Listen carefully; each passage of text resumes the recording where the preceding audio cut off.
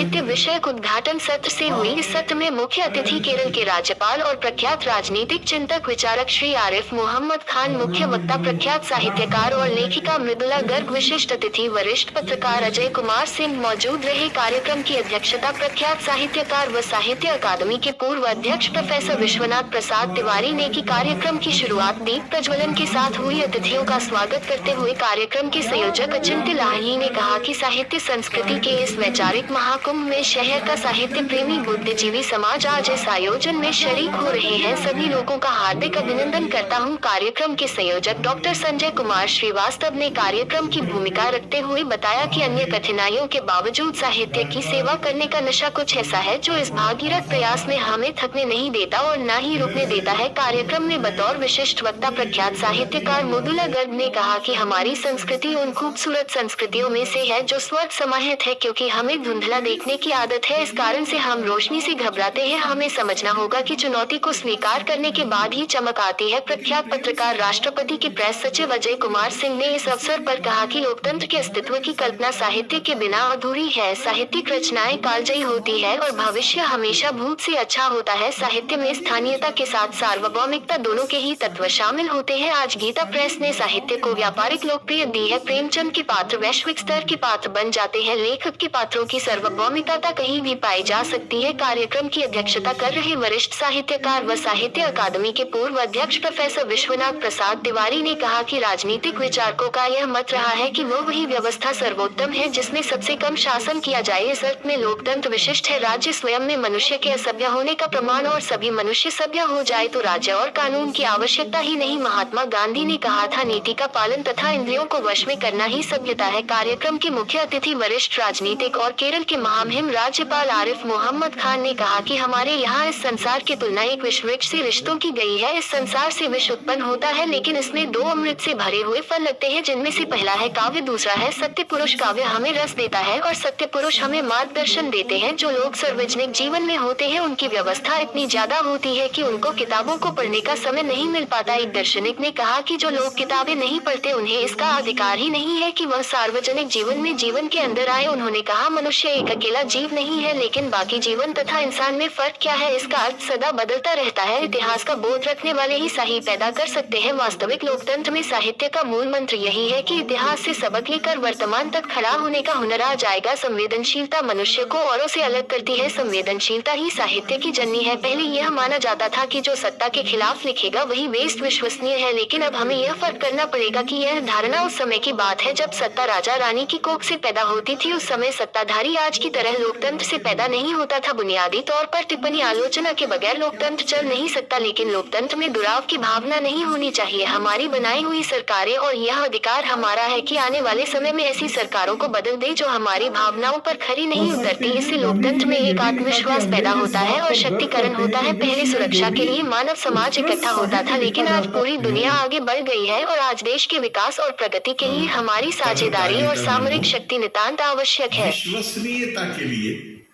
एक तरह से ये माना जाता था उनके दुराव के चलते हुए कि जो सत्ता के खिलाफ लिखेगा वही विश्वसनीय है।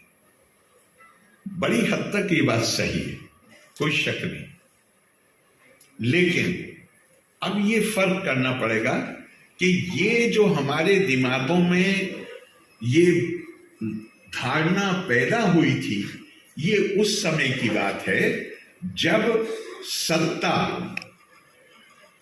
राजा रानी की कोख से पैदा होता था। मां आहत होते हैं तब काव्य पैदा होता है।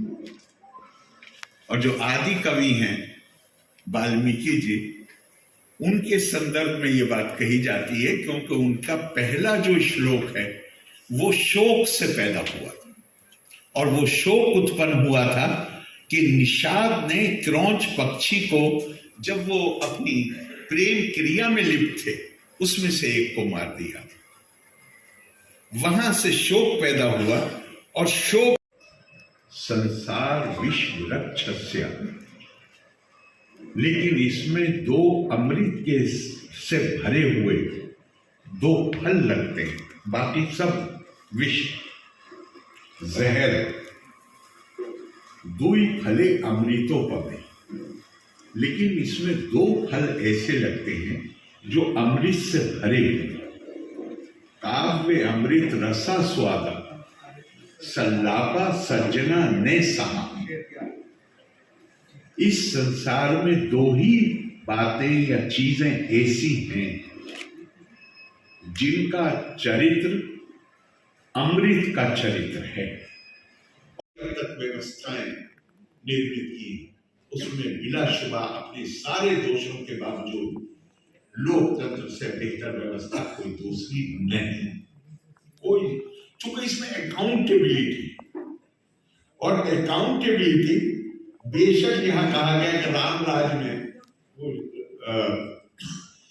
तक व्यवस्थाएं निर्मित की, उसमें बिलाशुबा अपने सारे दोषों के बावजूद लोकतंत्र से बेहतर व्यवस्था कोई दूसरी नहीं। कोई, चूंकि इसमें अकाउंटेबिलिटी और अकाउंटेबिलिटी, बेशक यहां कहा गया कि राम राज में